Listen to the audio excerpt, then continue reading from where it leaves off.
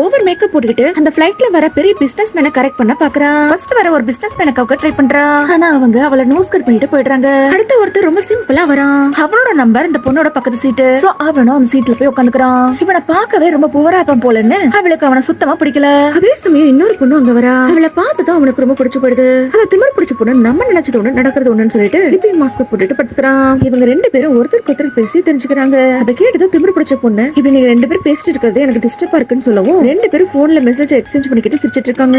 அந்த திமிர் பிடிச்ச பொண்ணு ஃபிளைட் அட்டெண்டரை கூப்பிட்டு இவன மாதிரி புவர் கிளாஸ்க்கு அனுப்புங்க, இவன் என்ன ரொம்ப டிஸ்டர்ப் பண்றான்னு சொல்லவும் சாரி மேம் சீட் எல்லாம் மாத்தி கொடுக்க முடியாதுன்னு சொல்றாங்க. இன்னொரு பொண்ணு அங்க இருக்க உனக்கு பிடிக்கலனா நம்ம ரெண்டு பேரும் சீட்டை மாத்திக்கலாம்னு சொல்றான். சரி ஓகே இவனை பார்த்தாவே எனக்கு அருவருப்பா இருக்குன்னு சொல்லிட்டு ரெண்டு பேரும் சீட்டை எக்ஸ்சேஞ்ச் பண்ணிக்கிறாங்க. அப்புறம் என்ன இவங்க ரெண்டு பேரும் பேசி லவ் பண்ண ஆரம்பிக்கிறாங்க. கொஞ்ச நேரம் கழிச்சு அந்த திமிர் பிடிச்ச பொண்ணு போனை பார்க்கும்போது தான் தெரியுது அவன் ஒரு பெரிய பணக்காரன்னு.